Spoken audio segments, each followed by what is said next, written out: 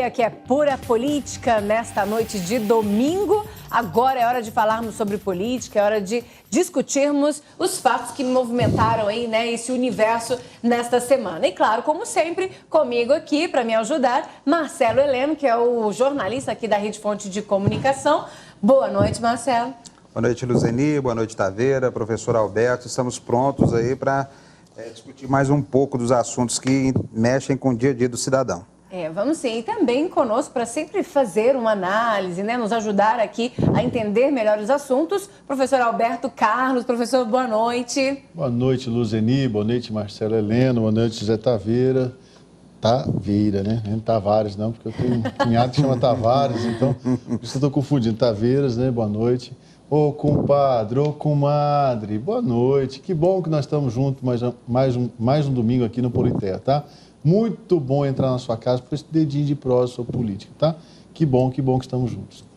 Pois é, professor Alberto já falou aí pra gente, né? Quem é o nosso convidado de hoje? Vamos falar com ele, que é o secretário estadual da Fazenda, José Taveira. Ele vem aqui hoje, né, para falar um pouquinho a respeito dessas que são algumas das questões do estado de Goiás.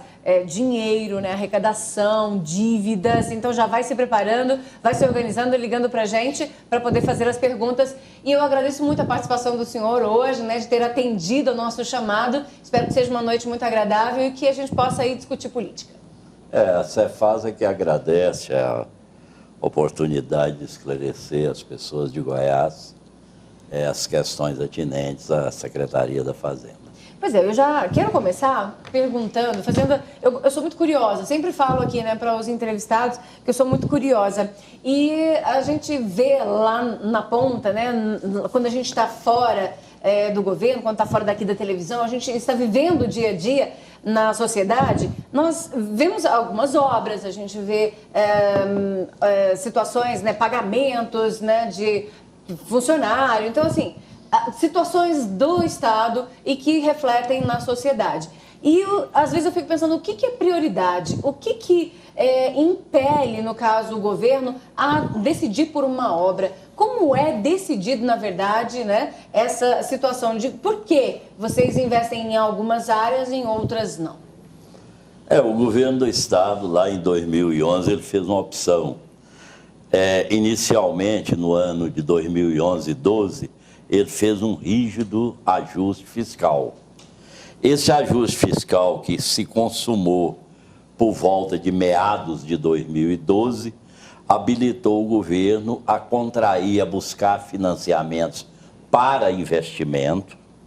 Nós temos que separar muitas coisas, o dinheiro do investimento do dinheiro do custeio. Então, o governo teve condições de preparar um programa de investimento ousado junto às instituições financeiras, basicamente as federais, Banco do Brasil, BNDES e Caixa Econômica Federal. Ele buscou esses financiamentos destinados a essas obras. Antes do ajuste fiscal, ele havia conseguido aplicar, mesmo paralelamente ao ajuste, 500 milhões de reais em 2011, 700 milhões de reais em 2012, 1 bilhão e 200 milhões já de financiamentos em 2013 e algo parecido com 4 bilhões em 2014. Ora, por que esses recursos concentraram em 13 e 14? Porque no ano de 11 e 12, ele fez o ajuste fiscal, contratou os financiamentos e eles foram desembolsados nos anos subsequentes. Quando você estava fazendo o ajuste fiscal, que ele começou a chegar ao final, foram preparados os projetos dessas obras. Os projetos dessas obras constituíram insumo dos termos de referência, que, por sua vez, constituíram esses termos de referência insumo dos editais de licitação. Então, é por isso que essas obras concentraram nos 2 últimos anos do governo. Mas o que Está na discussão, deixa eu entender. Nós estamos falando de dinheiro no caixa ou de acesso ao financiamento? Não, nós estamos fazendo dinheiro em caixa, porque os financiamentos estão todos consumados, contratados e desembolsados. Então o Estado... E a maioria paga. As obras que estão sendo executadas estão rigorosamente em dia. Tá, então nós o estamos Estado não tem um centavo de obra atrasada. Secretário, nós estamos falando o seguinte, que nesse ajuste fiscal de 2011, 2012, foi um momento de recuperar crédito no Estado. Eu não diria... Recuperou-se crédito e teve acesso a recursos. Eu não diria do BNDES, do Banco do Brasil e de Caixa. Eu não diria só de recuperar crédito. Foi um momento de ajuste, de recuperar crédito e conter despesa. Isso que é ajuste fiscal.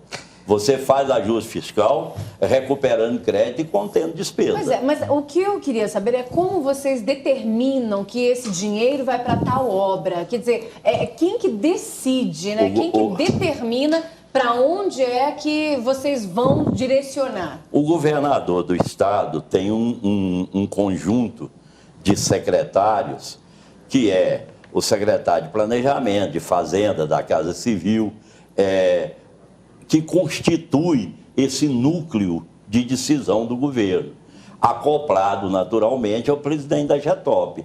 É nesse núcleo que se define as obras. O governador homologa essas obras que são definidas por esse conselho. As pessoas são ouvidas, quer dizer, a população, ela é consultada, vocês vão atrás para saber o que a população está precisando? Como regra, você tem uma demanda por obras que é manifestada pela sociedade. Exemplo, o Hugo 2, que vai ser inaugurado totalmente equipado nesse mês de junho em que nós estamos. Havia pesquisas que indicavam a carência de um hospital de saúde, de um ponto de saúde grande aqui na região noroeste do estado. Há pesquisas no trânsito de pontos de estrangulamento do estado. Há constatações das rodovias que estão acabando. Então, isso que determina as obras. Agora, um ponto que as pessoas colocam, especialmente da oposição, é que o governo deixou para concentrar as obras num ano eleitoral. Essa crítica, ela é justa? Não, ela é totalmente injusta, pela razão que eu já expliquei. O governo gastou 2 anos fazendo o ajuste. Nesses 2 anos, ele gerou condições de contratar os financiamentos. Esses financiamentos foram aprovados e avalizados pelo governo federal. Então, durante esse período de ajuste, o governo elencou as obras que ele ia executar, contratou os financiamentos, fez esses projetos. Esses projetos viraram termo de referência, que por sua vez viraram edital de licitação. Secretário. Então você tem um processo burocrático que culminou com as obras nos últimos 2 anos. Eu sempre gosto de lembrar que a ascensão de Marconi Perillo ao governo do estado coincide com a aplicação de forma mais integral da Lei de Responsabilidade Fiscal. E a consequência disso é uma exigência de uma série de obrigações que são impostas ao governo e a relação dívida e arrecadação vem caindo ano a ano. Primeiro, 2 perguntas. Essa tendência continua? E segunda, esses novos financiamentos que foram buscados para suprir essa carência do Estado em recursos para investimentos, quando começam a ser pagos, vão ter reflexo nessa relação dívida e arrecadação?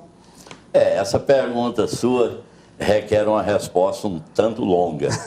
Em 1999, quando o Marconi Perillo assumiu o governo, a relação receita-dívida era 3,47. Isso significava dizer... 3 anos e meio para pagar a dívida. Exatamente, que você gastava praticamente um governo. Então você fecha os olhos e imagina o governo só arrecadando e não gastando. Você gastaria um governo para pagar essa dívida. Essa relação nós fechamos 2013 com 0,94%. Praticamente um ano de arrecadação. 9 meses. 9 meses. Se nós parássemos o Estado, nós pagaríamos essa dívida. Recentemente, não foi o governo de Goiás. A Secretaria do Tesouro Nacional publicou uma relação dos estados que mais diminuíram o endividamento. Goiás está em primeiro lugar. A matéria está veiculada na parte econômica da Folha de São Paulo e no jornal da Rede Globo, que se chama Valor Econômico. Valor Econômico. E como é que fica o reflexo desses novos financiamentos no endividamento do Estado? Enquanto nós contratamos 7 bilhões e meio de financiamento, nós pagamos 7 bilhões e meio de dívida no atual governo. Então, o reflexo dele é mínimo. Inclusive, há financiamentos contraídos neste governo que já estão sendo pagos. E, diga-se de passagem, o serviço da dívida, como as obras que o governo está executando, estão rigorosamente em dia. Então, deixa eu entender. Então, o próximo governo, quer dizer, a partir do ano que vem, já vai ser mais fácil administrar Goiás, então? Eu diria que sim, porque a tendência da relação do endividamento do Estado, dívida-receita, a tendência dela é sempre decrescente. E o governo já tem assegurado, pelo ajuste fiscal que continua, a possibilidade de contratar no ano que vem, diferentemente do que a oposição prega, 2 bilhões e meio de financiamento. Secretário, uma das críticas com relação às secretarias de Fazenda, não só aqui a do senhor, né, do Estado de Goiás, mas de outros lugares também, é a questão da grande quantidade de encargos, né? Quer dizer, há muitos impostos. E como vocês estão fazendo para tentar ajudar um pouco a população? Porque não dá, né? A gente já tem imposto demais para pagar. E vocês precisam receber, tem que ter dinheiro em caixa para poder fazer obras, para pagar, inclusive, folha salarial. Aí nós vamos sair dos recursos de investimento, que é uma parte da história que nós falamos até agora, para os recursos de custeio.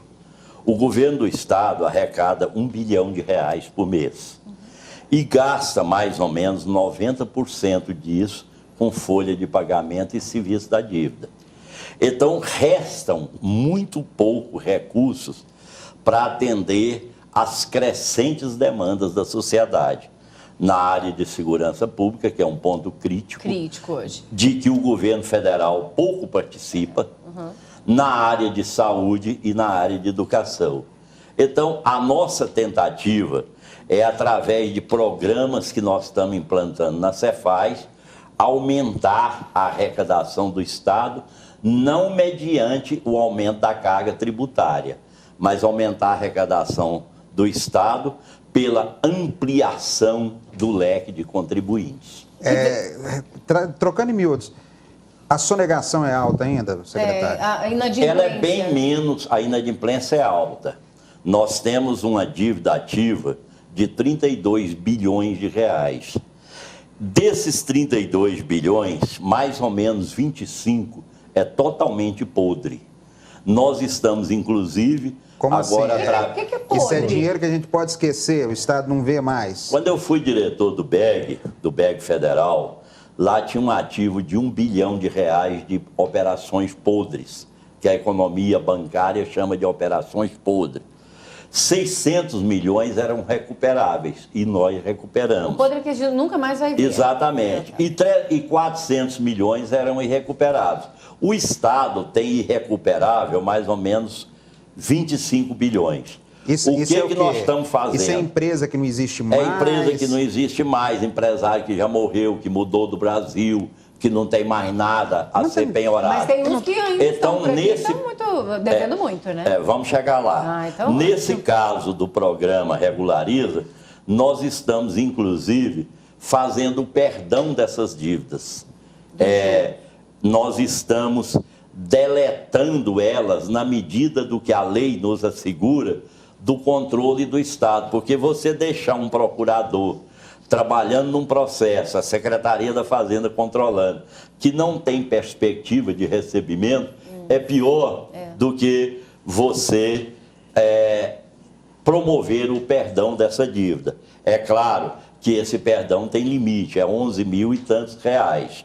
Por outro lado, nós estamos agindo forte nos 7 bilhões de reais recuperáveis, através de um programa que se chama Regulariza, que nós lançamos, inclusive, na média, uma semana atrás, onde nós pretendemos recuperar esses créditos para aumentar a nossa arrecadação Novamente eu insisto que agora nós estamos falando de recurso de custeio, exatamente para tentar suprir essas necessidades, essas demandas novas da sociedade. O que é a inadimplência hoje do Estado? 1, 2, 3, 4, 8%? Porque vocês têm um controle muito forte hoje.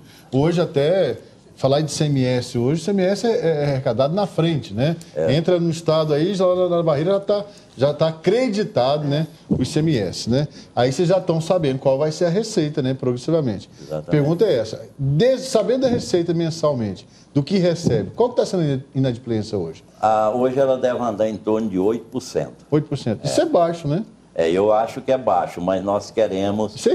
Nós temos um segundo programa que nós vamos lançar em julho, que vai se chamar Nota Goiana, aonde nós, atendendo pleitos das classes empresariais, vamos fazer um programa de cidadania, inserindo o cidadão na exigência da nota fiscal e, em contrapartida, nós vamos destinar recursos para vários tipos de prêmios.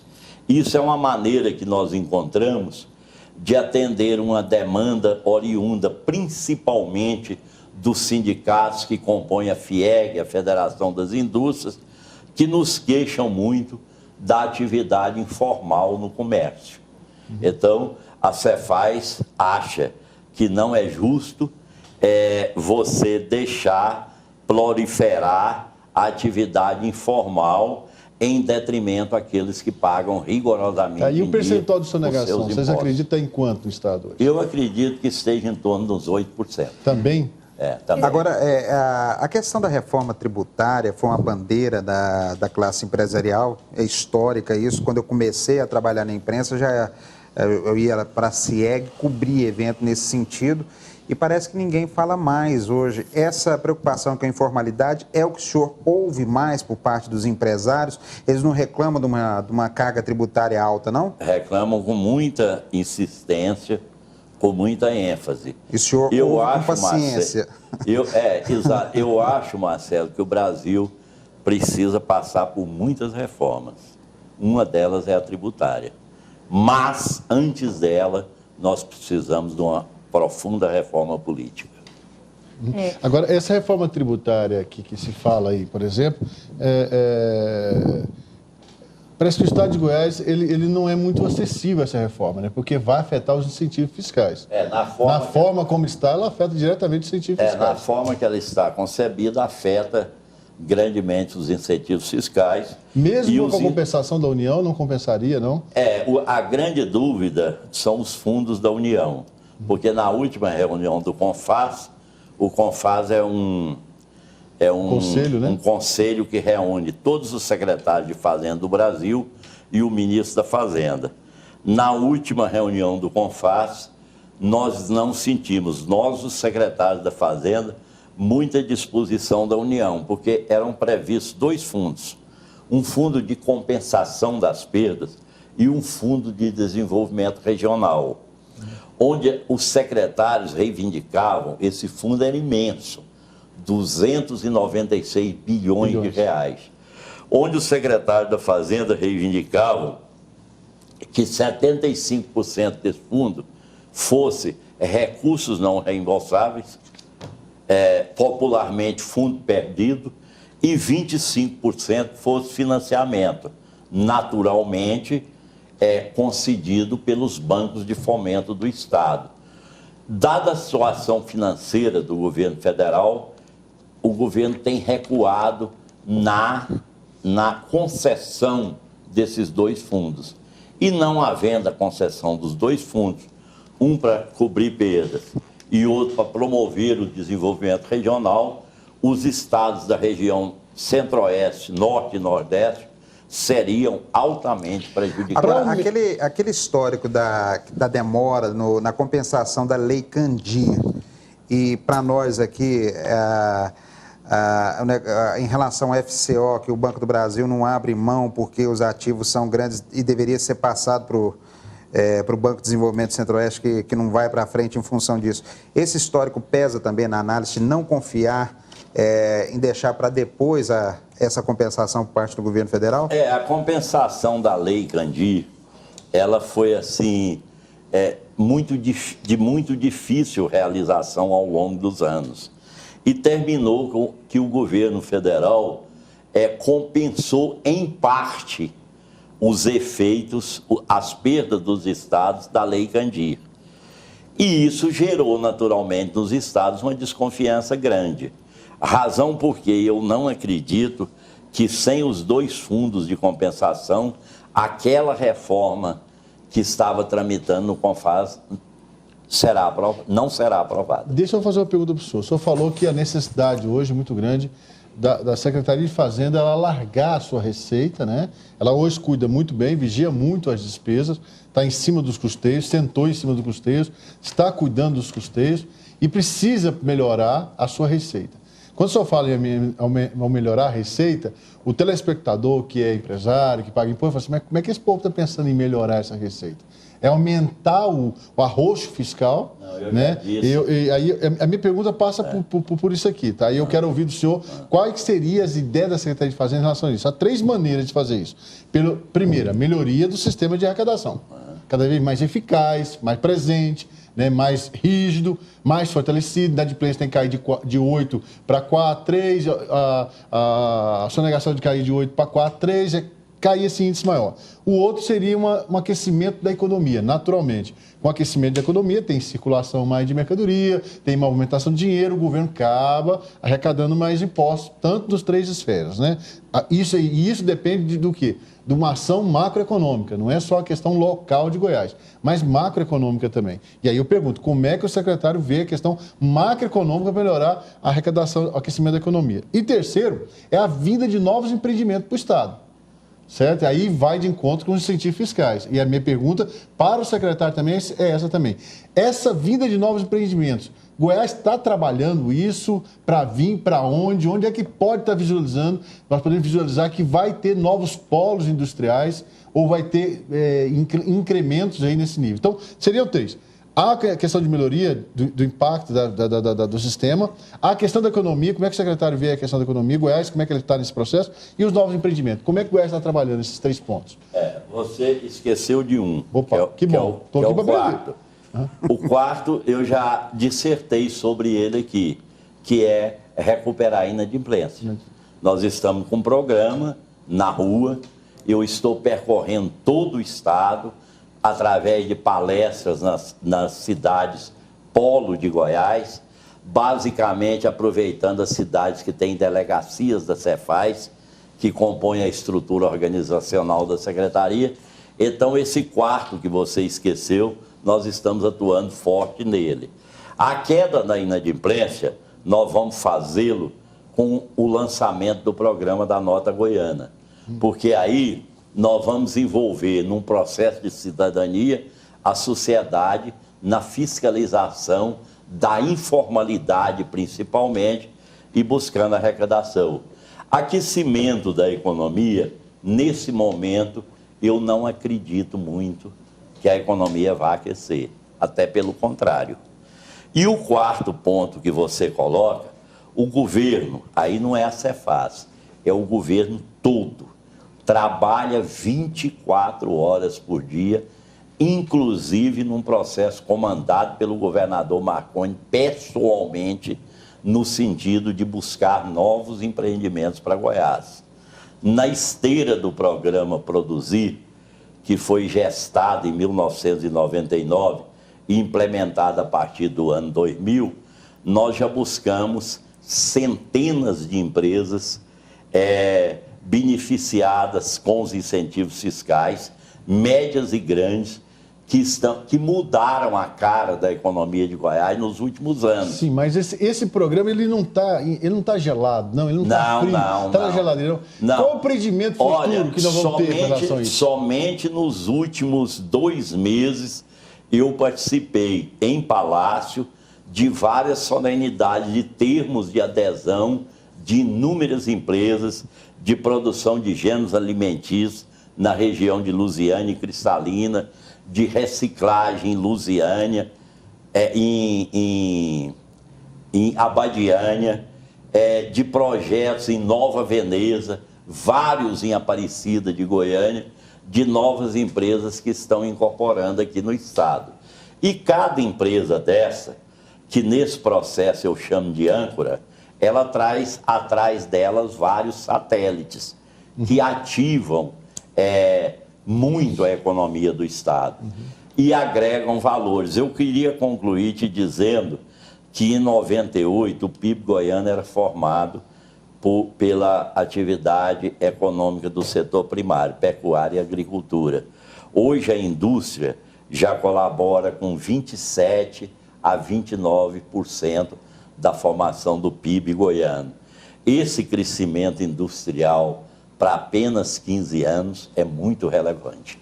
Vamos fazer um intervalo, só então? Um minutinho. E o que sustenta o crescimento é a indústria, Taveira? Eu acho que sim, porque ela agrega aqui os nossos produtos primários. Marcelo Heleno, há 20 anos atrás, você vinha do Triângulo Mineiro, passando por Itumbiara, para Goiânia ou para Porangatu, você encontrava com centenas de caminhões transportando boi, aves, soja, milho e suínos para serem industrializados no Triângulo Mineiro em São Paulo. É aquilo que a economia chama de passeio econômico. Depois esses produtos voltavam manufaturados. Hoje esse fenômeno acabou em Goiás. Esses produtos são todos processados aqui, agregando renda, gerando empregos, melhorando o perfil da renda e elevando a autoestima do povo de Goiás. Pois é, vamos fazer um intervalo então, vamos para um pequeno aí break, né? A gente volta daqui a pouco para falar mais a respeito aí dessas questões financeiras do estado de Goiás. Estamos em um ano eleitoral, nesse período agora o pessoal já começa a fazer uma movimentação para dinheiro, mais dinheiro, sabe hoje, na folha de pagamento. Será que o estado tem condições de atender esse pessoal? A gente volta daqui a pouco então, para que o José Taveira faça essa resposta então pra gente.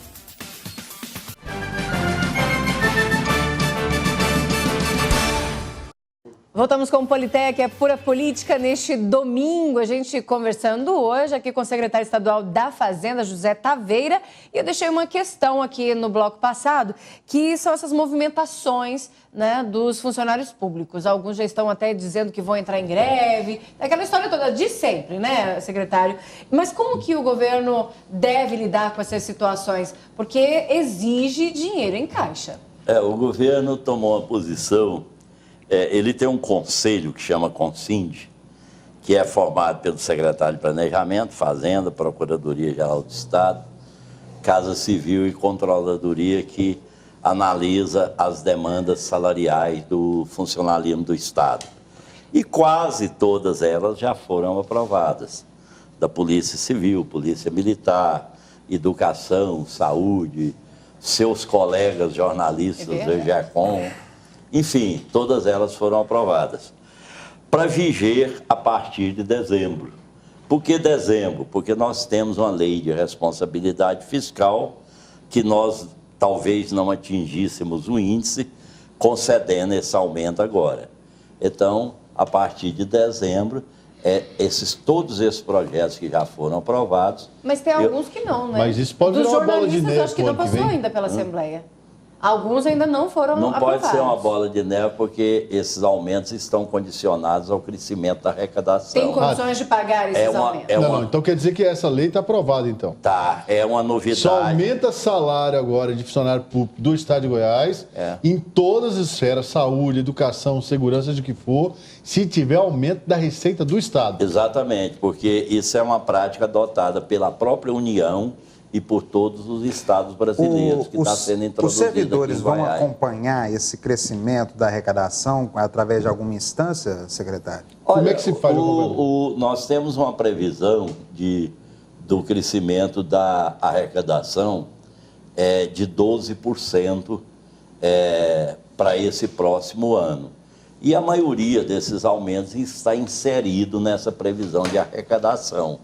Só que, por outro lado, nós estamos procurando muito crescimento de arrecadação extra, através da análise daqueles itens que me foram perguntados pelo professor Alberto, que eu acho que eu não tenho que repetir aqui, senão fica muito maçante. Sim, mas os servidores têm alguma instância para acompanhar esse ritmo? Ou a arrecadação do Estado está disposta no Goiás Transparência. E eles vão poder participar de alguma forma, dando sugestões no trabalho do senhor? Claro. A Secretaria da Fazenda está sempre aberta para essas sugestões vindas do funcionalismo, da classe empresarial. Agora, tem muita gente no movimento sindical que analisa que o governo, nessa gestão, foi muito duro com o funcionalismo, segurou reajuste, parcelou database e, de certa forma, comprometeu a imagem do próprio governador perante esse servidor público. Há a possibilidade de recuperar isso que já ficou para trás, secretário? Primeiro, eu acho que o governador sempre atendeu a reivindicação do funcionalismo público. Ele foi contaminado, esse movimento, por algumas pessoas mais extremadas, que inclusive você participou diariamente comigo, eram altamente interessadas em que nós não recuperássemos ou não saneássemos o IPASGO, para que a oposição tivesse uma bandeira contra o governo. Você se recorda, porque lá estava, juntamente comigo, das várias reuniões que nós mantivemos com os sindicalistas, e você, pessoalmente, cansou de ouvir: Taveira, o IPASGO é irrecuperável. Ao longo de 17 meses de gestão, ele estava totalmente recuperado, com 38 milhões no caixa, sem dever um centavo e sem aumentar a contribuição do trabalhador público. Mas voltou a ter problemas, viu? Voltou a ter problemas. Falta de médicos, pessoal descredenciando. Negativo. Não está tendo mais médico pediatra, negativo. Ele voltou, só tem um lugar negativo. Ele voltou a ter problema com pediatria, que é uma classe que está em extinção na medicina. Nos outros setores, ao contrário, há uma chuva de pedidos de credenciamento do IPASGO. Agora, pediatria não é um problema do IPASGO, é um problema nacional de saúde. Porque talvez pela baixa remuneração, e enquanto presidente do IPASGO foi o que eu constatei, os médicos estão deixando de se especializarem em pediatria. Bom, vamos aqui para as participações. Tem algum pessoal aqui, alguns elogiando, outros fazendo algumas provocações. Eu vou passar aqui para o senhor.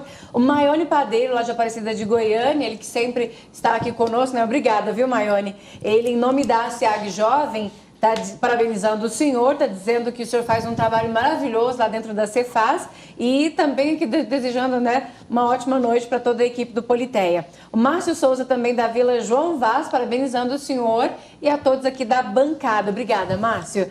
E o Ender Gonçalves, ele é de Senador Canedo, acompanhando a gente, secretário, está dizendo: na última eleição não foi informado que apenas 1,5% seria para obras. Como é que o dinheiro aumentou? Como que o governo está fazendo tantas obras? É a pergunta dele. Primeiro é o seguinte, eu quero agradecer a generosidade do Maione e do outra pessoa que se referiu ao nosso trabalho. Com relação às obras, eu já expliquei de maneira clara. O governo fez um ajuste fiscal, criou condições, fez os financiamentos e os aplicou nas obras. Esses financiamentos contratados não tem um centavo para custeio, é só para investimento. As obras foram realizadas. É o tal da verba carimbada. Esse dinheiro só pode ser usado investimento. Nos investimentos. E outra coisa, e esse dinheiro está disponível lá no BNDES, na Caixa do Banco do Brasil, para qualquer estado, para qualquer município. A obra vai sendo executada e sendo medida. À medida em que a GETOP encaminha a Secretaria da Fazenda a medição das obras, no outro dia aquela medição é paga. Sim, mas está à disposição de todos os estados. Quando o governador Marconi Perillo elogiou o comportamento republicano da presidente Dilma Rousseff, é nesse sentido que está lá à disposição. Quem fizer o dever de casa vai atrás. Desde que tenham feito o ajuste fiscal. Exato. Então, não são todos os estados que conseguiram contratar esses financiamentos.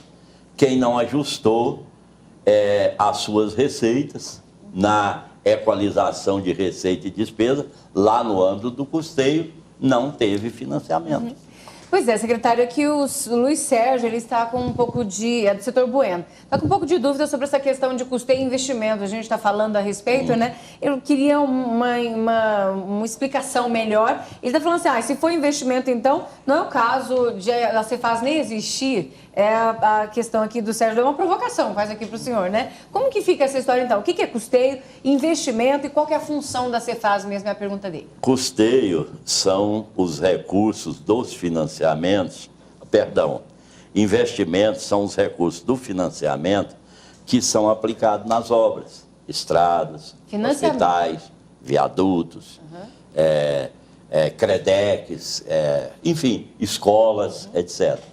Custeio é aquilo que você paga o serviço do Estado. Você paga energia, software, limpeza, segurança, salários, serviço da dívida, juros da dívida. Então, essa diferença é simples para ele entender. Nós temos muitos recursos disponíveis para investimento, oriundos, decorrentes, originários dos financiamentos que eu já descrevi aqui, e temos dificuldade no custeio, porque o que nós arrecadamos ainda não é suficiente para as nossas despesas de manutenção do Estado. E eu quero entrar no tema aqui. A provocação dele é para que serve a Cefaz? Para que serve a Cefaz? É a pergunta aqui, né? Qual é a função dela? A Cefaz serve para realizar os ajustes fiscais, arrecadar os impostos e pagar as contas dos demais órgãos do governo. Importantíssimo. Deixa eu fazer uma pergunta para o senhor aqui, porque eu estou curioso aqui, tá? E assim como cidadão goiano, né, eu estou querendo saber de uma realidade. Claro que ninguém aqui vai ser contrário a nenhuma obra do Estado, certo? Claro que nós somos a favor do crescimento, desenvolvimento e tudo mais, mas desenvolvimento sustentável. A pergunta que se faz aqui hoje, e é um monte de campanha, a gente percebe que para os próximos governos vão ter que se trabalhar muito essa estrutura, é de que a população está cansada de obra. A população quer qualidade na prestação de serviço do Estado. A população quer um hospital atendendo com qualidade. A população quer chegar com a criança dentro do hospital e ser atendida por um pediatra. Um idoso quer chegar no hospital e ser atendido por um bom médico. Se precisar fazer algum exame, fazer um bom exame. Se precisar de internação, ter uma boa internação. A população quer o quê? Uma polícia eficaz na rua, para não correr risco, que é uma prestação da Polícia Civil. A população quer uma escola com inclusão. Nós sabemos que a inclusão maternal, primária, está muito colocada. Mas o segundo grau, por exemplo, que é uma responsabilidade, que é o antigo segundo grau, hoje a formação é outra, né? É responsabilidade do Estado, precisa melhorar muito. Precisa ter mais recurso federal para isso. Então a população está pedindo o seguinte: nós queremos qualidade do Estado. Nós queremos qualidade na prestação do essencial do Estado, tá? E a minha pergunta é, essas obras, a característica dessas obras, algumas delas são essencialmente importantes. Não estou contra as obras aqui de forma alguma. Só quero saber que algumas dessas obras geram ônus. Vão gerar mais, vão para dentro do custeio. E vão apertar o custeio mais. Já que o custeio está tão curto, fazer obras significa o seguinte, vai aumentar o custeio, porque depois tem que manter. Você abre um hospital, ele vai ter custo para manter esse hospital depois. E o custo vem do custeio. Você abre um centro de conversões ali em Anápolis, manter um negócio daquilo ali vai envolver custeio. Se o custeio está curto, tem que se pensar muito bem nessas obras. Essas obras precisariam ser obras que incentivariam o retorno de recursos, certo? Não somente prestação de serviço. A minha pergunta para o secretário é essa. Essas obras elas vão impactar mais o custeio. Para o próximo ano, elas vão gerar mais gargalo no custeio. Como é que o Estado pensa sair disso? Porque só inaugurar, pegar dinheiro, porque hoje vou ser muito sincero com o senhor, pegar dinheiro do governo federal dentro do Brasil é uma fria. Você paga 2% ao mês. Sendo que se pegasse dinheiro lá fora, paga 2% ao ano. Certo? Então, eu fico pensando aqui, como é que vai fazer depois com esses hospitais para manutenção? Se o custeio está tão... Vai buscar recurso federal? O que vai se fazer depois? Bom, primeiro é o seguinte, você tem uma demanda muito grande na área de saúde, correto? Uhum. O governo, qual foi a opção dele? Passar a gestão desses hospitais para a OS. É inequívoco o fato de que o serviço melhorou consideravelmente. Eu administrei o IPASGO há alguns meses, que é ao lado do Hugo, e o serviço de atendimento do Hugo melhorou sensivelmente depois que passou para a UES. Então, a sociedade demanda saúde. A construção desse hospital Hugo II é para atender a demanda de uma região da cidade totalmente desprovida de assistência de saúde. O Hugo II vai encarecer as despesas de custeio? Obviamente que vai. O funcionamento dele vai impactar recursos. É por isso que nós estamos trabalhando intensamente na melhoria do perfil da nossa arrecadação, através dos programas que nós expusemos aqui. Nós precisamos de buscar cada dia mais recursos para sustentar o custeio sem elevar a carga tributária. Em momento algum, isso foi cogitado aqui nesse programa. Então, nós sabemos que há outros serviços que a sociedade demanda. Na minha opinião, professor Alberto, o Estado está muito grande. Eu tenho defendido uma tese no âmbito do governo e junto à sociedade que o Estado precisa de diminuir. Ele precisa de cuidar das atividades essenciais. E fazer bem feito. Segurança pública e fazer bem feito, onde eu acho, opinião pessoal, que o governo federal é totalmente omisso no problema de segurança pública, saúde e educação. E vender e alienar sistema CELG, SEASA, fábrica de remédio, reduzir o número de secretarias. E quando eu prego e preconizo a diminuição do Estado, eu não estou me referindo apenas a Goiás.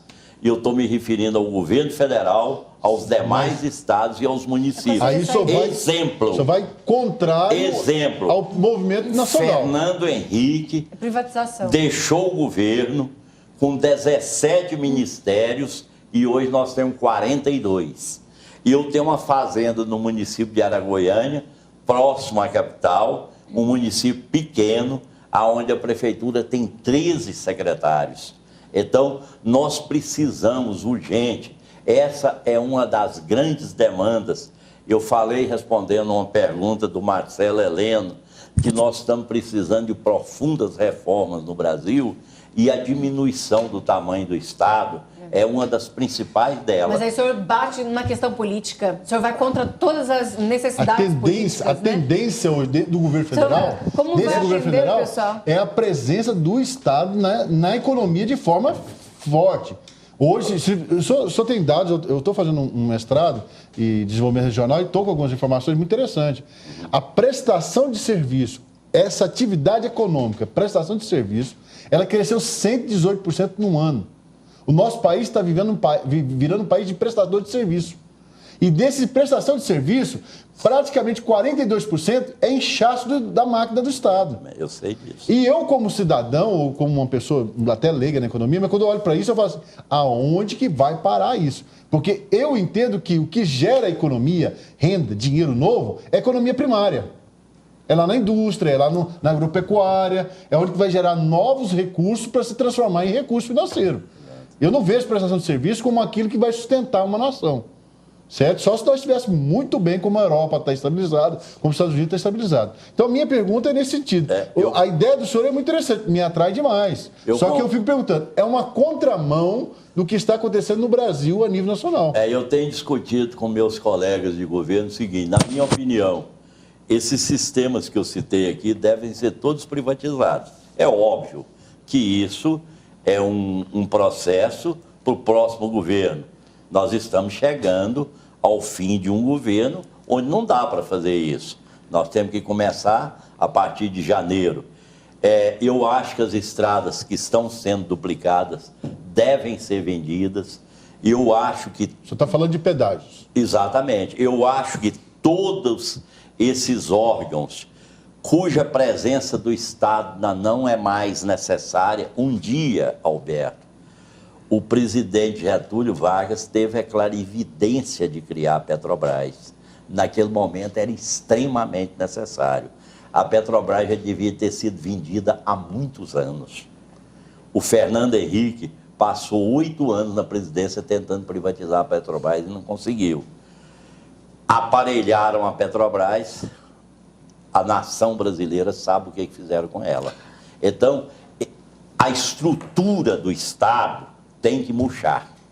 Lato sensu, a União, os estados e os municípios. Agora, para sobrar recursos de custeio para atendimento daquelas necessidades da população com qualidade. E é isso que coloca a população na rua, que saiu da rua por causa dos baderneiros.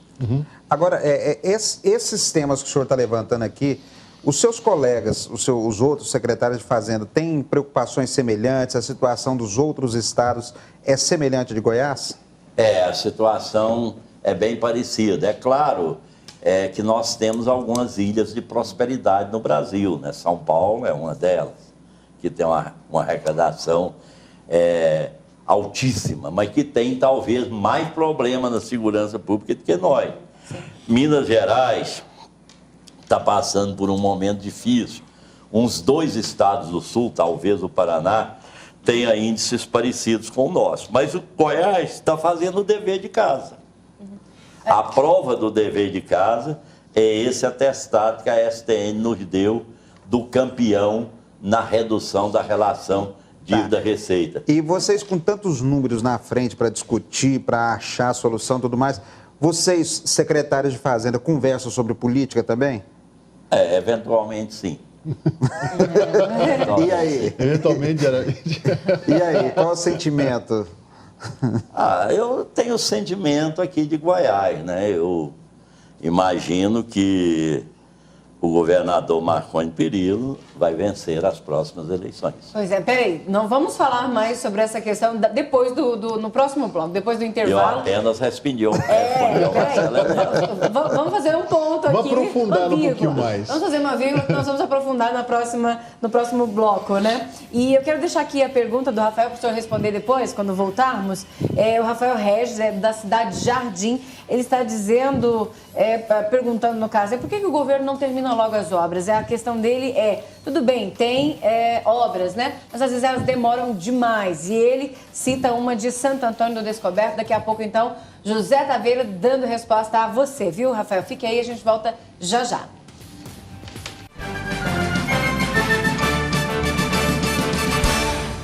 De volta com o Politec, é pura política nesta noite de domingo, dando aqui um abraço, né? Mandando um abraço aqui para o pessoal que está participando com a gente. Muito obrigada, né? Por abrir aí a sua porta para a gente estar entrando na tua casa. Júnior Pinheiro, lá do Parque das Nações, está dizendo: Zeninho, manda um abraço aqui para o pessoal, para todos os conselheiros tutelares de Aparecida de Goiânia. Abraço, então, para todos vocês. Obrigada pela companhia, né? Pela audiência.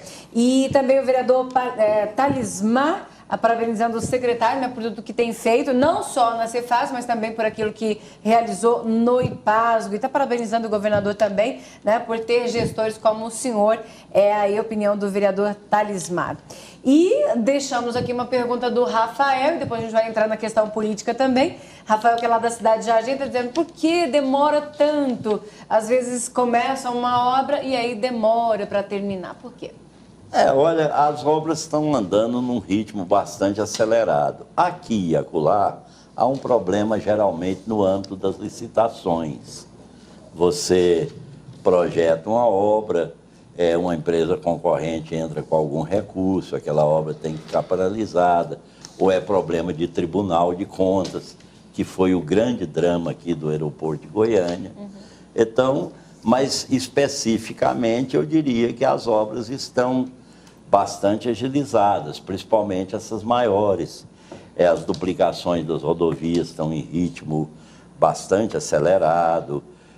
O Hugo II vai ser inaugurado ainda esse mês, totalmente equipado. Um hospital de 50 mil metros quadrados é mais do que um Alqueire Goiânia, é uma construção enorme, de altíssimo padrão. Enfim, agora eu não sei precisar uma determinada obra, por que ela está atrasada. Ele pergunta de Santo Antônio do Descoberto.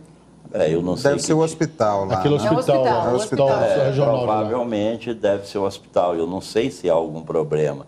Até porque o senhor libera o dinheiro e quem realiza é a GETOP. Por né? exemplo, não, às vezes nem a GETOP, às vezes é a própria educação, a própria Secretaria de Saúde licita uma obra, executa. Então, essa pergunta aí, quem tem que saber é o secretário de Saúde. Taveira, o senhor trabalhou na recuperação, na liquidação da Cachego, recuperação do bag fetarilizado, agente de fomento, IPASGO, a passada curta no Detran e agora Cefaz. E por onde o senhor passou, o senhor sempre foi muito elogiado. O senhor leva sorte?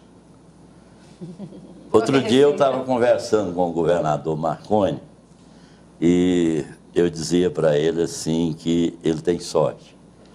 Ele me disse uma coisa que eu fui meditar e talvez ele tenha razão. Ele disse assim, Taveira, eu trabalho 16 horas por dia. Eu acho que a sorte é consequência. Eu vou plagiar o governador para te dizer que eu trabalho muito e talvez a sorte seja consequência. Até gente da oposição reconhece o perfil técnico que o senhor tem, e o senhor é um dos técnicos mais respeitados que nós temos. E o senhor está metido em governos, onde a política ferve. Como é que é essa convivência sua com a política? Olha, eu convivo bem com os políticos. Eu sou um cara, uma pessoa de fácil acesso. Eu não tenho muita burocracia, eu atendo todo mundo que me procura. Na maioria dos órgãos onde eu podia, eu trabalhava com a porta do meu gabinete escancarada, e você é testemunha disso. Então, eu tenho uma boa convivência com a classe política. Certa feita, os deputados estaduais fizeram uma reunião com o governador para queixar do atendimento de alguns colegas do governo. O Célio Silveira era o presidente da Assembleia. Então ele disse assim, o governador provocou o presidente da Assembleia e disse assim, mas vocês falaram dos ruins, tem alguém bom? Ele falou assim, um exemplo é o Taveira. Aí o governador o provocou, mas o Taveira atende tudo que você quer? Ele não. Eu já levei umas 20 reivindicações para ele atendeu uma. Então o senhor é muito, muito maldoso. Não, não sou ruim. Indeferiu 19. Então, por que ele é bom? É porque ele nos recebe e nos explica a razão pela qual ele não pode atender aquela demanda que foi levada para ele. Então, eu tenho muita facilidade de conviver com a classe política. Mas a média é essa? A média é essa? O senhor costuma dizer 95% não? Não é bem essa média. Eu não sou tão ruim assim. Mas como o senhor lida com os pedidos políticos? Porque a gente sabe, gente, não vamos camuflar aqui, né? Existem pedidos políticos, muitas vezes o pessoal chega, Taveira, Taveirinha, me ajuda, né? Assim. Faz isso aí pelo meu filho. Taveirinha, paz e amor. Assim, ó. Secretário, deixa eu só completar essa raciocínio do Zeni no sentido. A vinda de Simão para Goiás, como secretário da Fazenda, inibiu esse processo? E o senhor foi feliz de ter pego essa situação dessa forma? Primeiro eu acho... Porque ele era um cidadão fora do meio, e ele tinha como falar não. Primeiro eu acho o seguinte, o Simão é o grande responsável, é um dos grandes responsáveis por esse ajuste fiscal que eu já expliquei tanto aqui. O fato... Simão não é uma pessoa inacessível. Simão é um homem simples, humilde, etc, etc. Agora, quando você está fazendo um ajuste fiscal, a sua tendência é dizer não. E eu digo muito não na secretaria. Mas como o senhor lida com os políticos? Eu explico para eles os meus não. Então, ele diz assim, Taveira, lá no BEG, esse cidadão aqui tem uma operação inadimplência. Você pode tirar, você tem um programa aí que tira todas as gorduras desse valor.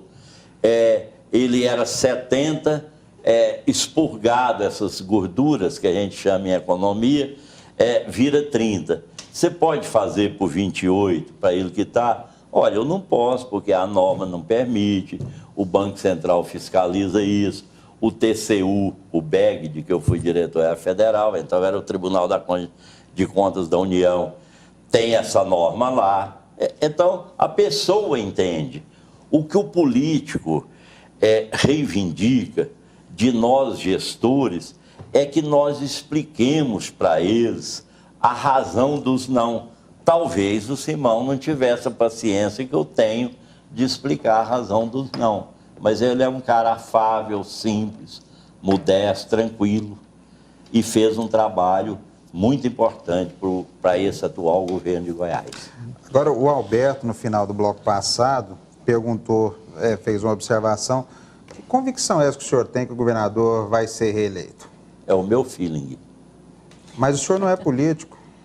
Mas eu tenho feeling político. Eu tenho certeza que ele vai ser reeleito. Pois é, mas para o senhor ter essa ideia, essa opinião, o senhor tem razões. leva em consideração algumas situações, né? O que o senhor leva em consideração hoje que leva a crer que o governador pode ser reeleito? Eu sou um gestor que vai ao supermercado, que vai à padaria, que vai ao açougue, e que só entra no Palácio Pedro Ludovico pela porta privativa quando está chovendo. Eu entro lá pela frente. Eu vou nos lugares que as pessoas vão. E é o que o senhor está ouvindo. Então eu converso com as pessoas. O Marconi Perillo foi injustamente atacado naquele episódio que houve aí no início do governo dele. Ele beijou a lona e ressurgiu como fênix. E eu acho que ele é imbatível para o governo de Goiás. Mas ele não disse ainda que é candidato. O que o senhor orienta ele? Porque o senhor é um secretário bem sucedido, ele vai ouvir a opinião, o senhor já com certeza, conversou sobre isso com ele? Já falou, inclusive? Eu advogo a tese de que ele é candidato. Imbatível. E como o senhor acompanhou essas situações aí, Friboi, né, do PMDB com Friboi, Íris, agora Íris deve ser sim o candidato, né, daqui a pouco nas convenções deve ser referendado, e como o senhor vê isso tudo? Quer dizer, a disputa do PMDB ajudou vocês do PSDB? Eu gosto de conviver no âmbito do grupo a que eu pertenço. Sobre a vida dos outros, eu não gosto de dar palpite. Mas isso influencia na vida do senhor, no caso, no governo. Mas se ninguém pode nos impedir de termos sorte. Mas ajudou, então. Vocês estão mais fortes agora. Eu acho que bastante. E como é que é a convivência com a oposição, Taveira? Olha, todas as pessoas de oposição que me procuraram, eu sempre atendi. Eu me lembro muito bem que o Mauro Rubem tinha uma bandeira com relação ao IPASGO. Convocava as audiências públicas na Assembleia na certeza de que eu não iria. Eu não faltei a uma sequer. E recentemente a secretaria foi ocupada 2 vezes por movimentos sociais. Eu imagino que seja uma coisa nova para o senhor, né? Essa experiência aí foi altamente gratificante. Do ponto de vista, assim, de conhecer um novo segmento. Eles invadiram a Secretaria da Fazenda e eu fui me reunir com eles, com a ajuda do Coronel Edson, da PM, numa unidade da Polícia Militar que tem ali entre a Secretaria, a Cefaz, a Saneag e o CRE. Então, eu conversava com os 12 líderes deles, porque lá, como um partido político que tem aqui no Brasil, tem vários segmentos. Várias correntes. Né? Várias correntes. Então, nós sentamos e começamos a dialogar. Eu estava muito tenso, porque eu não sabia. Eu perguntei para ele, mas por que vocês invadiram a Secretaria da Fazenda? Surgiu até uma brincadeira lá no diálogo. Não, o comando mandou invadir a fazenda do Taveira. Eu falei, mas essa fazenda aqui não é do Taveira, é do Marconi. A minha lá era Goiânia.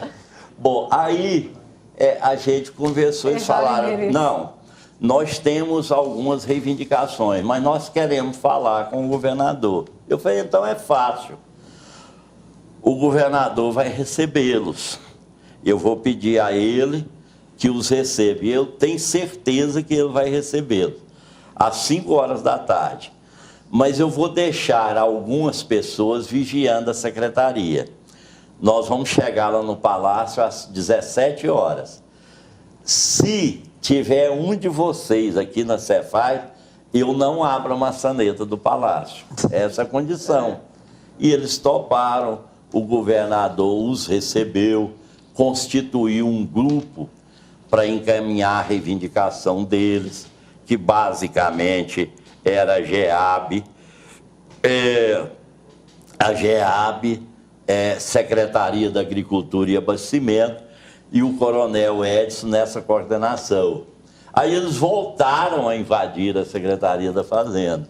Aí eu perguntei, eu estava viajando, cheguei, perguntei para eles, por que vocês voltam? Não, é porque aquele negócio na GEAB não andou. Eu falei, então vocês têm que invadir a GEAB. Jogando no colega, não é a Secretaria da Fazenda. Aí eles falaram assim, não, mas nós temos a orientação que a Secretaria da Fazenda é o pulmão do Estado, então nós temos que prejudicar. Mas, de qualquer maneira, foi uma coisa assim, muito interessante. Eu conheci e travei diálogo com um segmento totalmente diferente de tudo que eu já fiz na vida até hoje. A Luzeni já está nervosa aqui, querendo ir para o final. Deixa eu só te fazer mais uma questão aqui. Está terminando mais um governo e a situação CELG não está resolvida. O que falta, Taveira, agora? Falta um encontro entre as empresas. Quando nós vendemos o BEG, o Estado contratou uma empresa para avaliar o banco e o Banco Central, em nome do governo federal, naturalmente, contratou outra. Se houvesse uma diferença superior a 10% entre esses valores... uma terceira ia ser convocada. Exatamente. Lá no caso do BEG não houve. Houve uma convergência no processo de avaliação do banco. Lá na CELG houve uma divergência. A empresa que avaliou pelo Estado tinha uma perspectiva de que a CELG, com a renovação da concessão, teria um valor. As empresas que avaliaram pelo lado da Eletrobras desconsideraram alguns itens. Ultimamente, elas estão entrando no entendimento. Havendo esse entendimento, o governo vai contratar o financiamento de 1,9 bilhão, que é suficiente para virar o patrimônio líquido da CELG, o PL da CELG, de negativo para positivo, e aí ela terá condições de ingressar num ciclo de investimentos. O governo transferirá 51% do capital para o sistema Eletrobras e reterá 49%. A virada do PL da CELG de negativo a positivo, a mim me parece que é inexorável a renovação da concessão por 30 ou 45 anos. Neste caso, a CELG tomará um valor expressivo e, do meu ponto de vista, a venda dos 49% serão suficientes para cobrir os financiamentos que o Estado contratou em função do imbróglio. Aí, no final, nós perdemos a CELG? Perdemos. No final, eu entendo que nós perdemos. Mas esse essa processo perda termina nesse governo ou vai ficar para o próximo? Não, eu acho que termina nesse governo. Eu acho que termina nos próximos 2 meses. Aí, Marcelo Heleno, nós perdemos a CELG por uma série de acontecimentos sucessivos que levaram a CELG a essa situação. O senhor está me dando uma dica excelente aqui hoje. Eu vou comprar ações da CELG. Eu acharia um bom negócio. Eu acharia um bom negócio. É um negócio interessante. Acho que o telespectador está ouvindo a gente. As pessoas que acreditaram em nós, no nosso trabalho lá no BEG, e compraram ações do banco, ganharam muito dinheiro.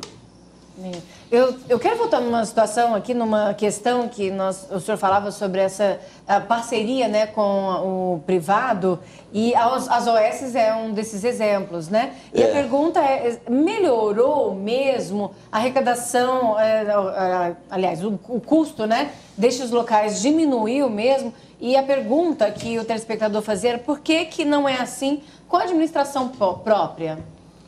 Olha, eu acho que a administração própria tem muitas amarras. O Estado é muito lento para processar esses tipos de serviços que requer mais agilidade. Portanto, eu sou a favor da terceirização da saúde, sou a favor da terceirização dos VAPT-VUPs, sou a favor da terceirização de vários serviços do Detran, sou a favor da venda daquelas empresas que o Estado não tem mais razão de estar gerindo. Não é má gestão, é burocracia. Então. É burocracia, eu acho. E vou fazer uma pergunta para o senhor. Hoje, um glamour da sociedade é segurança. Tem jeito de fazer um OS com a segurança também? Olha, eu acho que alguns setores da segurança têm. Presídio é um deles. Mas ninguém quer, não. É que lá... Eu acho que... Não, mas você construir um sistema de presídio como é na Europa e nos Estados Unidos. Fazendas agrícolas para os detentos trabalharem, produzir, ter salário. Mas a gente serão funcionários. Né? Exatamente. E não ficar ali naquele quadrado de grades. Não é isso, não. Eu acho que privatizar presídios no Brasil seria uma evolução muito grande. O que o senhor vê, nós estamos indo para o final do programa, mas o que o senhor prevê, né? Como o senhor, acompanhando já aí as questões econômicas do Brasil, aqui no estado de Goiás também, o que o senhor prevê para os próximos meses, para os próximos anos, né? A gente esperando que a economia continue em crescimento, um crescimento menor, mas a gente espera que o Brasil continue crescendo e a gente tenha, como a gente sempre fala aqui, né? O franguinho na panela no domingo. Olha, o que o senhor prevê? Se o próximo governo da União, diminuir o tamanho do mamute estatal, que é muito grande, nós poderemos minimizar a inflação, que está muito perigosa, e dar mais eficiência na máquina administrativa. Mas tem que reduzir o tamanho do Estado para valer. Para valer. E aí nós ingressaremos numa situação assim, bastante razoável em termos da nossa economia, da nossa gestão. Mas o senhor vê cenário político para redução? Eu acho que se trocar o partido que está no poder, sim. E as chances no caso do PSDB, né, ganhar a presidência? Como que o senhor acompanha isso tudo? Eu vou voltar ao lance da sorte. O Aécio Neves também vai ganhar as eleições. Vai ganhar. Agora, secretário, uma reclamação dos candidatos de oposição, isso é histórico, é da falta de acesso a dados para fazer um planejamento de campanha, elaborar propostas e tudo mais. O senhor já pensou como é que vai ser a sua convivência com essa demanda de dados do Estado para esse debate eleitoral? Eu acho que eu vou conviver com companheiros na elaboração do plano de governo. Com companheiros do governo que vão elaborar o plano de governo do outro governo de Marconi Perillo.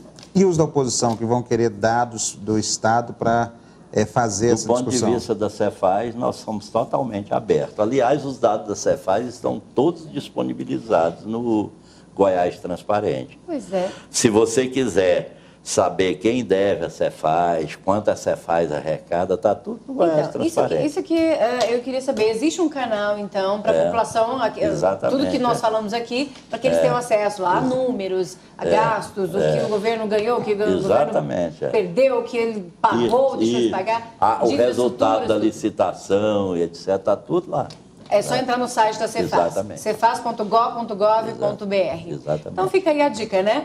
Muito obrigada, quero agradecer ao senhor por ter atendido aí, né, nosso chamado. Espero que o senhor venha mais vezes. Eu não tinha tido a oportunidade de falar pessoalmente, gostei muito dessa conversa. Espero que o senhor esteja aqui para a gente falar mais sobre o crescimento do estado de Goiás. A Cefaz, né, fica muito agradecida a vocês por essa oportunidade de prestar esse esclarecimento, tentar aqui, não obstante o tempo de 1h30 seja longo, mas são tantos assuntos que ele acaba se tornando reduzido. Nós estamos à disposição para vir aqui, tantas vezes quantas forem necessárias, trazendo esclarecimento com muita franqueza, como é a nossa maneira de ser sobre os problemas atinentes à secretaria que nós dirigimos no momento. Obrigada mais uma vez. Marcelo, vamos embora. Semana que vem a gente volta, se Deus quiser. É bom registrar que, antes de começar a entrevista, Taveira revelou aqui para nós que existe um clamor público para que ele vá lá recuperar o Vila Nova. Verdade. Há uma luz no final do túnel. Um clamor pelas redes sociais, inclusive nas mãos do governador Marconi Perillo já, viu? Um abraço a todos. Essa água vai virar vinho. Meu Deus. Não vamos dizer que é provocação aqui para Marcelo. Essa água vai ter que virar vinho. Ai, meu Deus. Bom, já que o senhor está dizendo isso... Tem gente que crê em milagre, né? Então, amém por isso, né? Continua crendo. Boa noite. Obrigada, professor Alberto. Semana que vem de volta. Boa noite, Luiz. Taveira, foi um prazer conhecer. É a primeira vez que nós temos um embate, sentando numa bancada. E, assim, a pessoa simples, mas com conhecimento é muito bom. A gente convive com pessoas simples, que têm conhecimento, a gente troca informação, a gente aprende com essas pessoas. Eu saio daqui assim enriquecido pela sua presença, pela sua participação. Foi muito válido, não só para mim, mas para o telespectador também, que o senhor tem essa facilidade, essa simplicidade sua de explicar coisas que são complexas numa economia, alguma coisa. Então, parabéns mesmo. Foi um prazer mesmo conhecer, tá? Dizendo uma boa semana, uma semana de Copa, né? Verdade. Esquentar as turbinas, né? Fazer a bandeira, pintar a cara dos meninos, porque quinta-feira começa a festa aqui no Brasil da Copa do Mundo, né? Marcelo, um prazerão. Amanhã estou te ouvindo na Rádio Verdade, 1090, né? 8 horas da manhã. A partir da manhã, com a sua opinião forte logo de manhã. E essa semana esquenta muito, porque tem que ter esse restinho de política essa semana. Depois vamos falar só de futebol, futebol, né? Aí né? para Se o que país. a gente não vai falar de futebol e política junto, né, professor? E para você, compadre, comadre, obrigada, tá, por ter dia de prosa sobre política, tá? E o meu desejo para você nessa semana é único. É único mesmo, vamos dizer assim, um cardápio bem caipira mesmo, tá? Eu quero que você tenha a oportunidade de comer um arroz bem branquinho, com molho de um frango caipira por cima e uma salada de tomate com alface, aquela alface de cabeça de repolho, tá? Que é muito gostoso, tá bom? Beijão, uma boa semana. Vamos participar da Copa de forma ordeira, organizada, vão ter manifestações boas, tá? E um abraço à família do Fernandão, tá? Que estive ali no velório dele. Sentimos muito a perda dele e a família tem um consolo de Deus nesse momento difícil, tá bom? Um abração para todos, uma boa semana. E semana que vem nós estamos aqui, domingo às 10 horas, no Politeia. E eu quero fazer aqui um último agradecimento ao pessoal do Em Pauta, né? A revista Em Pauta. Mostra aqui, Flávio, por favor. A revista que é aí editada pelo Clube dos Repórteres Políticos do Estado de Goiás, do qual Marcelo Heleno faz aí parte. Sou conselheiro. Conselheiro, né? Diretoria, pronto. Conselheiro. Essa semana nós recebemos a revista e tivemos uma grata surpresa lá dentro, né? Uma referência dizendo que o Politeia é uma das opções para o domingo, opções com qualidade, né? Muito obrigada ao pessoal, a Mirelle, né? Que também está lá, uma grande amiga, já esteve aqui conosco no Politeia. Obrigada, viu, pessoal? E a gente vai indo embora, então, né, com esse agradecimento. E a gente volta, então, na semana que vem, se Deus quiser, para você um ótimo restante de noite. Uma semana abençoada e com vitória do Brasil aí, dia 12, né? E dia dos namorados. A gente comemora com um beijo depois, com o marido, né, com o namorado. Grande abraço, até semana que vem.